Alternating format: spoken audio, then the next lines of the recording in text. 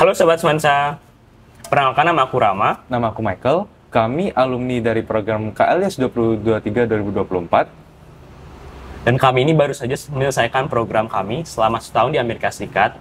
Dan kali ini kami akan menceritakan bagaimana pengalaman kami di Amerika Serikat. Halo Rama, Michael, apa kabar? Baik. Gak terasa sudah 1 tahun ya kalian ada di Amerika, dan selamat datang kembali di SMA Negeri 1 Singaraja. Oke, bagi-bagi dong tipsnya untuk bisa di KLIS itu kan lumayan berat ya seleksinya. Kira-kira bisa nggak diceritakan bagaimana seleksi biar bisa terpilih dalam program KLIS ini? Oke, jadi yang pertama kita daftar dulu tuh. Itu yang namanya seleksi berkas. Jadi nanti kita masukin kayak data-data pribadi kita, itu kita masukin. Terus abis itu ada yang namanya interview. Nah, Di interview itu ada 2 bahasa, bahasa Indonesia sama bahasa Inggris. Nah, dalam interview itu sebenarnya interviewer itu pengen melihat kita tuh gimana sih dalam berkomunikasi, dan juga dilihat kepribadian kita gimana dan kefasihan kita dalam bahasa Inggris.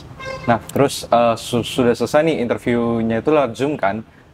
Kalau sudah kita lulus dari interview itu, nanti kita dibawa ya kena yang namanya interview chapter, seleksi chapter. Jadi di seleksi chapter itu nanti kita dipertemukan lagi sama orang-orang dari seluruh Bali.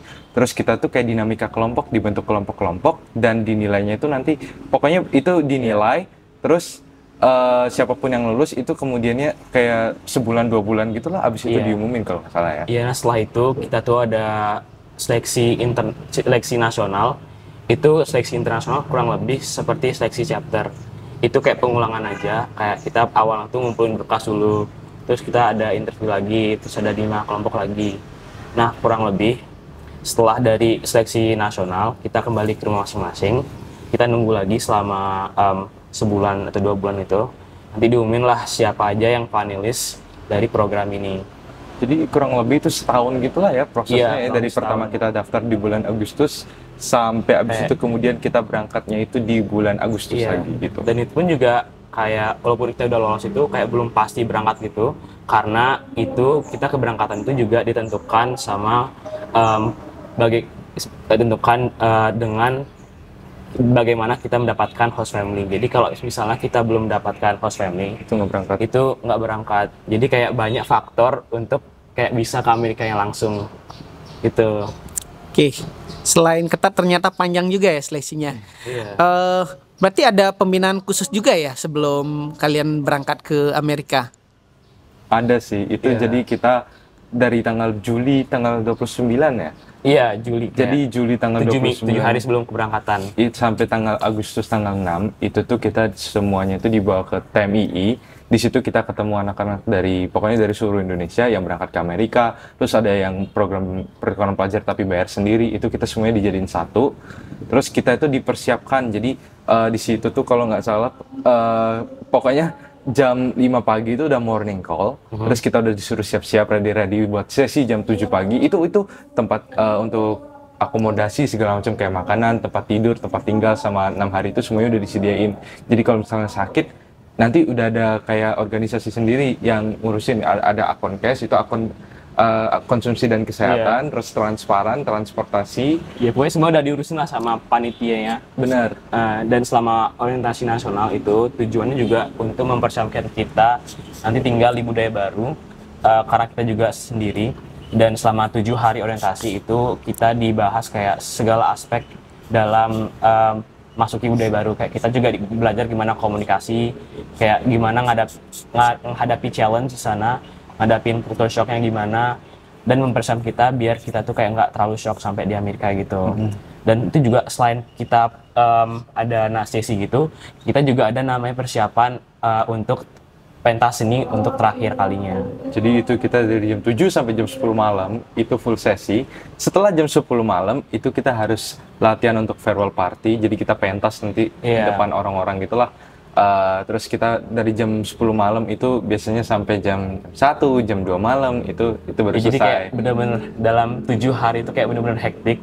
Kita sebelum berangkat tuh kayak bener-bener kayak di push sampai limit kita terkecil sampai terbawah kita untuk memberikan hasil terbaik kita untuk orang tua dan juga kayak penyedia dari program, kayak pemberi beasiswa dari program dari KLS-nya juga sama dari US Embassy-nya. Dan itu kayak walaupun kayak capek gitu, kita juga rasa senang banget nggak sih Mike? Senang. Itu kayak itu karena capek juga, itu kayak membuat memori kita tuh semakin terkenang gitu. Dan aku inget banget kayak waktu pentas itu kan setelah pentas itu dikasih cap pin gitu, pin bendera Indonesia. Dan aku tuh inget banget kayak kemarin tuh nangis gitu kayak ini aku bakal ke Amerika selama setahun dan aku bakal nggak ketemu keluarga dan aku bakal ninggalin semua kehidupan di Indonesia dan bakal ke Amerika. Benar. Itu kayak momen yang paling bahagia, sedih itu campur jadi satu. Campur aduk. Iya, dan besoknya itu tanggal 7 Agustus kita berangkat ke Amerika.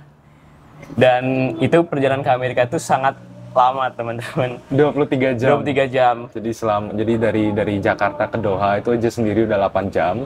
Terus dari Doha ke Washington DC itu nggak makan waktu 16 jam, iya. Jadi total tuh benar-benar 24 jam di pesawat. Ya, kemarin tuh juga karena kan kita capek banget ya kemarin tuh orientasi pentas itu kayak full. Dan kemarin tuh waktu sampai pesawat tuh aku langsung tidur lelap kayak apa sih? Kayaknya aku ngerasa kayak ini tujuan mereka tuh untuk kita biar dicapein, biar besok tuh tidur. Iya. Jadi jet lagnya nggak terlalu kenal. Iya. Dan nggak sampai di sana, kita sampai US pun juga ada orientasi yang nggak main. Ada, iya. Jadi kita di situ ketemu dari anak-anak Turki, anak-anak Afghanistan kayak terus kayak Ghana, Mozambik, Malaysia, Thailand, Filipina, dari seluruh dunia banyak.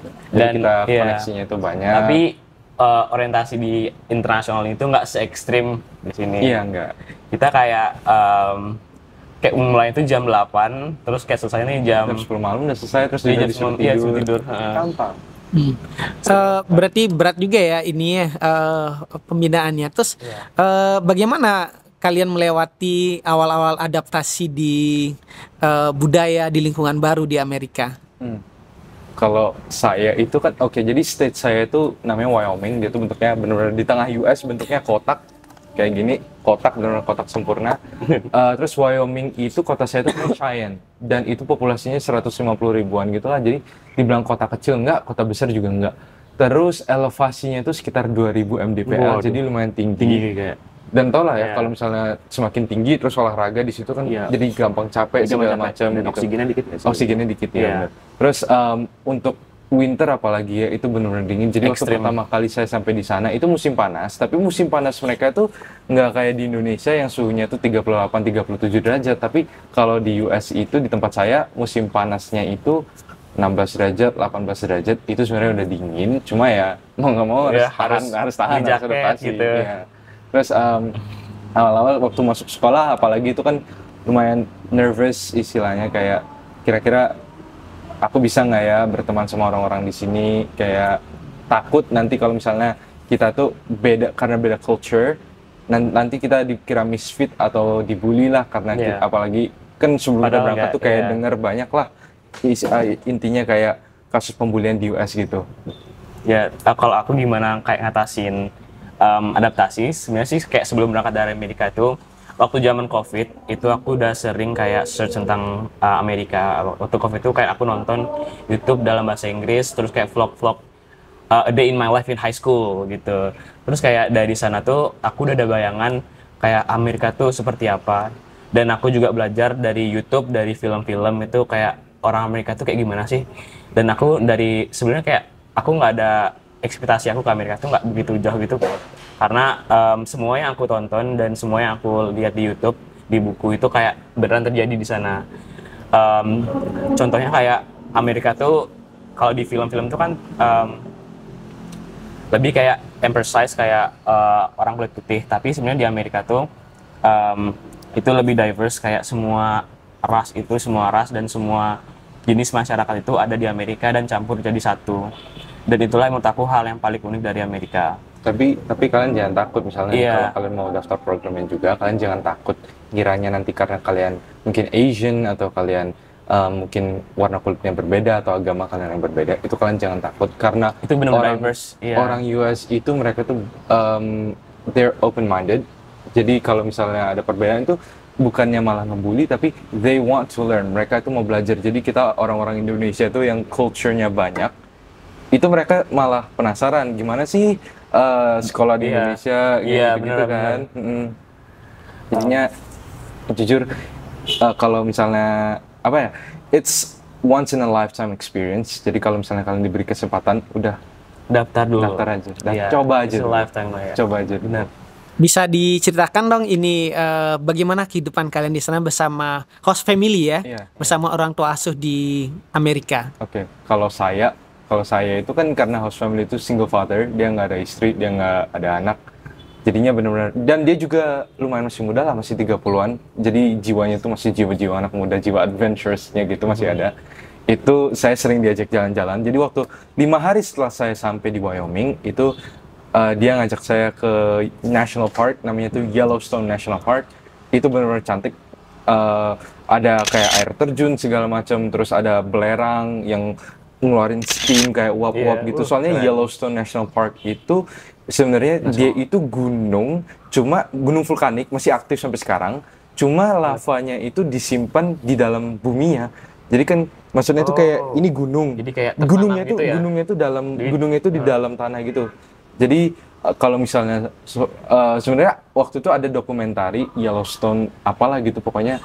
Jadi sewaktu-waktu Yellowstone National Park itu bisa aja meledak kan, dan kalau misalnya memang nanti dia meledak itu Wyoming hilang.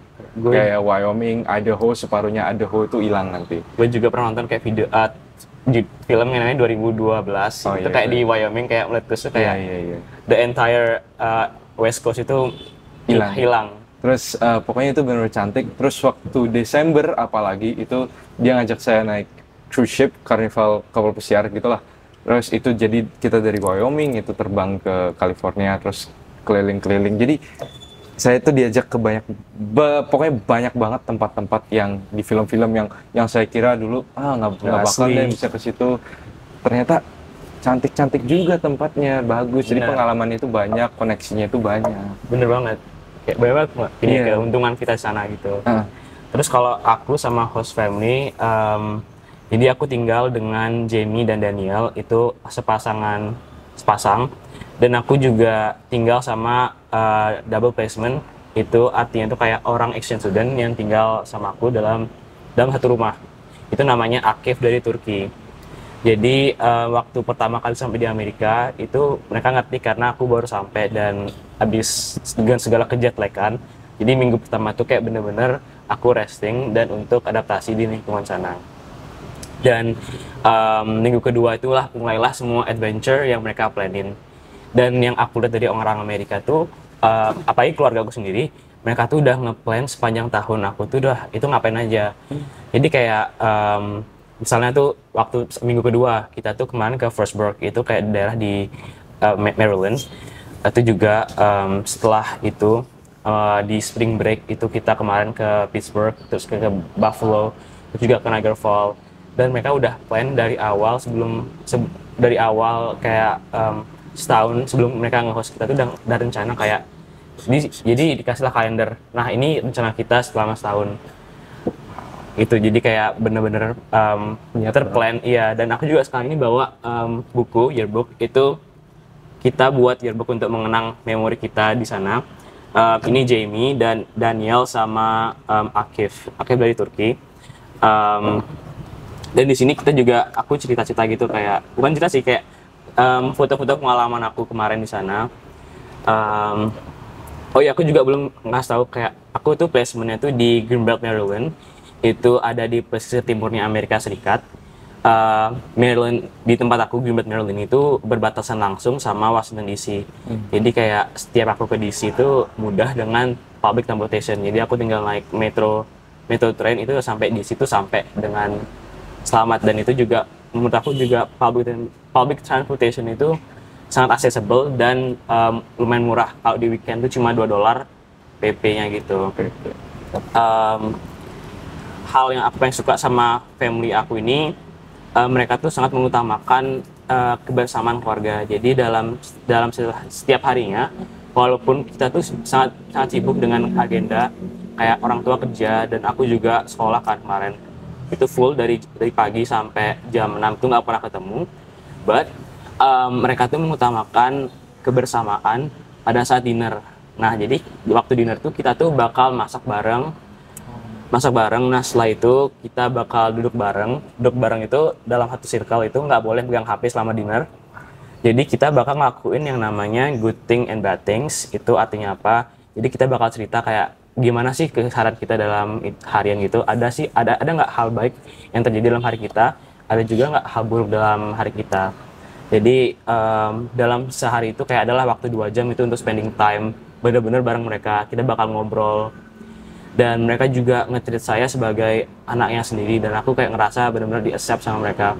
Mereka kayak sebelum waktu di sana tuh kayak mereka tuh udah persiapan nanti sekolahku gimana, terus kayak mereka udah siapin kayak ntar sampai US tuh kamu bakal pakai nomor US, terus dibuatin bank account.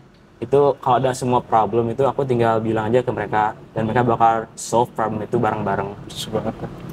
Lucu banget. Aku merasa beruntung banget sih dapat host family secute ini. Secute dan lovely, dan kita tuh dan apa ya, orang US-nya suka banget hug nggak sih, Mike? Suka apa? Hug itu kayak meluk gitu ya? Iya, meluk kayak setiap kayak temu orang tuh mereka suka banget kayak hug gitu. Dan dalam keluarga aku tuh kayak misalnya kita tuh pergi atau kemana tuh kayak langsung hug gitu, kayak pelukan gitu. Jadi aku lebih sekarang ini kayak lebih ke physical love language, physical attachment. Iya.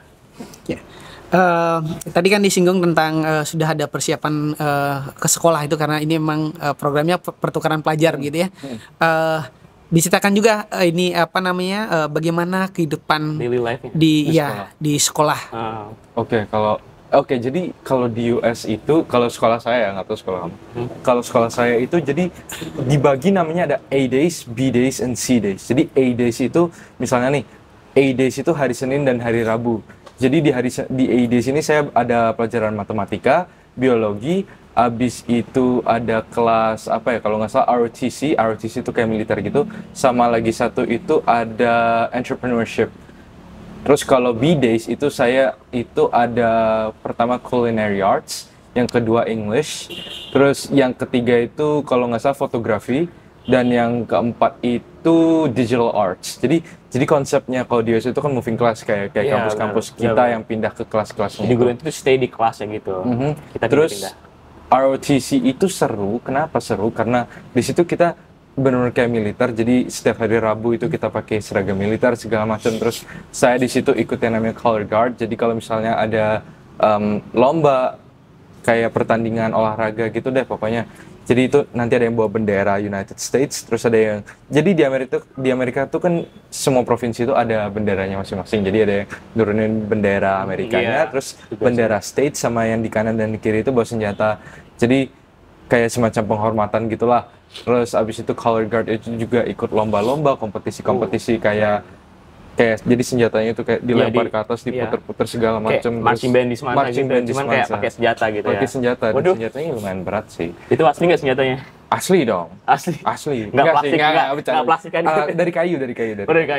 Ada yang asli, ada yang dari kayu. Kalau misalnya ya buat latihan gitu yang plastik. Tapi kalau misalnya lagi pentas itu pakai kayu. Jadi berat nggak itu? Berat, lumayan berat. Aduh, Manson kayak Michael. Michael di Amerika nge-gym. Nggak, udah. Terus kalau ROTC itu juga enaknya tuh kita tuh ikut volunteer. Jadi kalau dari program ini kita diwajibkan volunteer 30 jam, minimal 30 jam. Minimal. Terus kalau misalnya udah 100 jam volunteering, itu kita dapat sertifikat dari US Apartemen.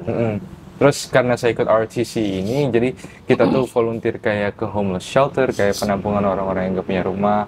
Terus kita ke food banks, ngasih kayak kita tuh masukin makanannya tuh ke tas-tas yang kemudian nanti tasnya tuh dibagiin ke orang-orang gitu. Terus kita kayak pokoknya kalau ada lomba-lomba kita jaga kan ada tuh kayak gerbang-gerbang gitu masuknya. Jadi kita jaga-jagain di pintu masuknya segala macam. Terus untuk fasilitas enaknya kalau sekolah US itu fasilitas itu banyak. Jadi kalau misalnya kelas masak, culinary arts, jadi ada nanti makannya sendiri gitu. Jadi kalau setiap hari Selasa itu nanti saya itu tuh belajar teorinya dulu, hari Kamis baru praktek kayak motong-motong pisau, motong makanan pakai pisau, terus masaknya semuanya udah disediain. Terus fotografi, semua murid itu dapat kamera. Iya, benar-benar itu juga asik banget. Kayak kita tuh dalam whole day waktu di kelas tuh kayak aku juga kemarin ikut fotografi kelas kan. Dan selama whole day kita kayak dikasih minjem kamera masing-masing siswa sendiri.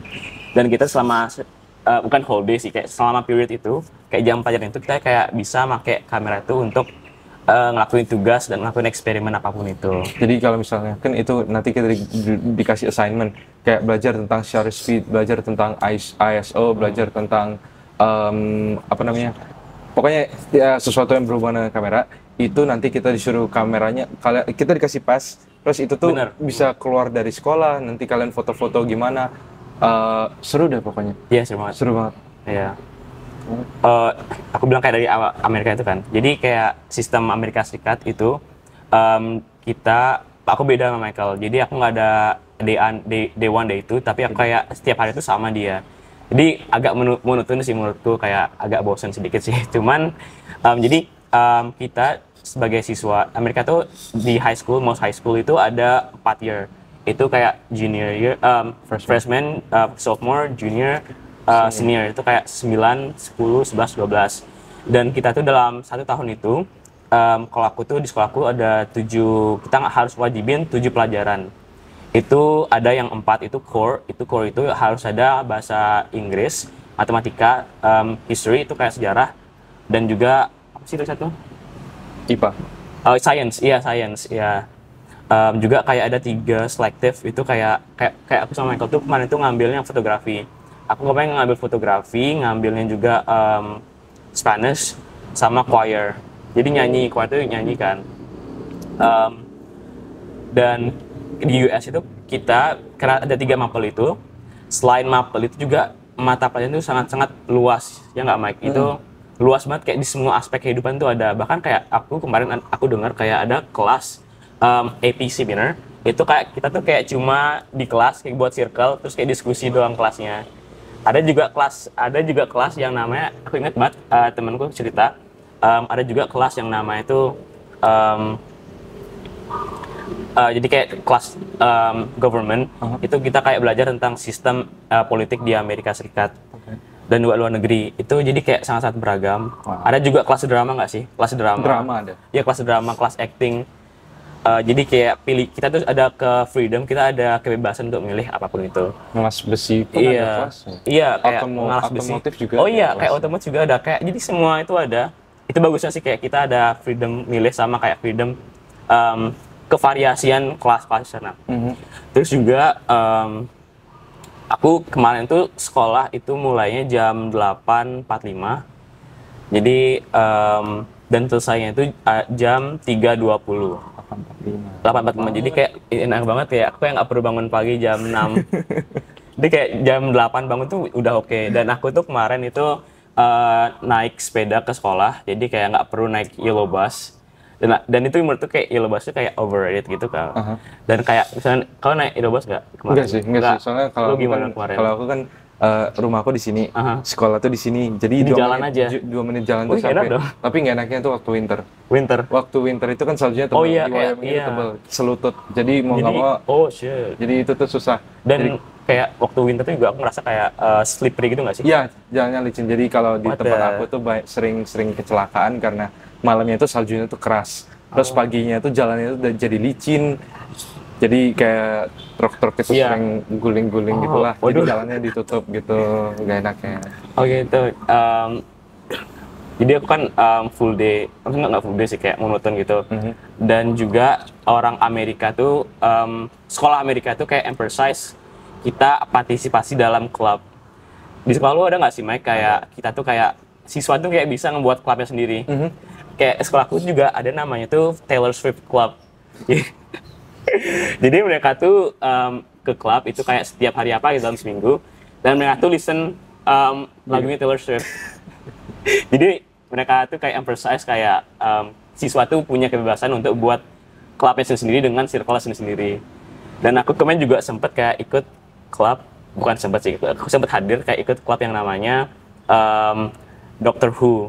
Jadi kayak aku waktu sana tuh kayak tinggal nonton film doang sebagai partisipasi dalam kelas itu, klub itu. Kayak mereka tuh kayak gitulah.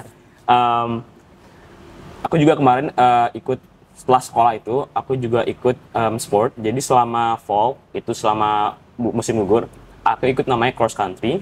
Jadi cross country itu apa? Jadi cross country adalah olahraga lari di dalam outdoor, di luar ruangan. Jadi aku praktis itu setiap hari 6 hari dalam seminggu. Pulang sekolah itu langsung praktis. Kayak praktisnya tuh kayak lari doang lah, setiap keliling lapangan terus keliling kota. Dan itulah yang nyebabin aku sekarang ini kayak agak langsing, nggak kayak Michael yang Oke, dan setelah itu setelah fall aku juga selama winter itu sama early spring aku juga ikut lacrosse. Cuman aku nggak masuk varsitynya. Jadi kayak semua lacrosse itu kayak jadi lacrosse itu adalah olahraga fisikal yang kita bawa stick dan kita tuh ngelempar bola ke lawan untuk masukin ke goal. Kurang lebih seperti itu. It's a very physical sport dan banyak kayak adu-adu kayak mukul-mukulan itu banyak. Jadi perlu banyak latihan fisiknya sama kayak pelindung. It was fun, kayak aku banyak ketemu teman sana dan seru. Dan setelah dari sana tuh juga aku ikut frisbee. Itu aku sama temanku sebenarnya sih. Kita tuh kayak temanku, jadi awal tuh aku ikut robotics. Dan teman robotics itu kayak buat klub frisbee dan aku bantu dia untuk promosiin frisbee-nya nih. Iya, and it was like really fun experience. Wah, keren juga ya pengalamannya di Amerika. Apa yang bisa dikasih nih teman-teman di SMA Singaraja dari pengalaman kalian di Amerika? Waduh, banyak banget sih kita yang banyak banget yang kita bisa berikan. Bukan hanya dari pengalaman kita yang tinggal di budaya asing. Kita juga pengen sharing kayak kita tinggal sana independence. Kita pengen kayak ngajak teman-teman untuk mandiri dan bisa kayak mencoba melebihi dari kapasitas sendiri. Kayak aku ngerasa kayak punya dreams itu bagus banget dan kita harus punya mimpi dan kita harus membuat mimpi itu kenyataan. Dan aku kalau dari orang Amerika sendiri, aku suka banget sama budaya mereka yang on time. Dan budaya mereka yang on time ini dalam segala aspek kehidupan. Semisalnya kayak di sekolah pun juga, misalnya kita nggak ngumpulin tugas kayak on time, itu bakal otomatis dapat nilai 0. Terus juga orang Amerika yang aku lihat tuh mereka selalu kayak kebanyakan itu selalu mengikuti peraturan gitu loh. Kayak misalnya tuh ada dan follow aturan itu maksudnya kayak ikutin instruksi yang diberikan. Misalnya disuruh datang jam sekian ini, mereka semua datang jam sekian, dan misalnya disuruh pakai ini, mereka akan ikutin aturan itu. Dan menurut tuh nggak gimana, Mike? Ya, jadi intinya kalau misalkan diberikan kesempatan, just do it. Jadi kalau misalnya itu menurut kalian peluang yang bagus, just do it. Don't be afraid to try. Karena kalau misalkan gagal, it's okay. Itu kalian di situ bisa belajar, kalian tahu yang mana harus diimprove. Jadi kalau misalnya kalian coba aja daftar program ini, karena menurut aku ini benar-benar life changing. Ada sih namanya kayak term itu kayak American Dream. American Dream itu kayak sebenarnya itu American Dream itu term kayak untuk berusaha mencapai mimpi di Amerika. Tapi di balik itu menurutku American Dream itu artinya kayak berusaha meraih mimpi-mimpi yang kalian mau gitu. Baik, terima kasih ya sudah berbagi selama di Amerika. Saya jadi ikut merasakan nih seperti apa sih kehidupan di Amerika. Semoga nanti teman-teman kalian yang belum berkesempatan di Amerika dapat peluang ya ke sana, dan dari cerita-cerita kalian juga mereka semoga menjadi tahu bagaimana sih budaya-budaya di Amerika. Baik, terima kasih sudah berkenan berbagi.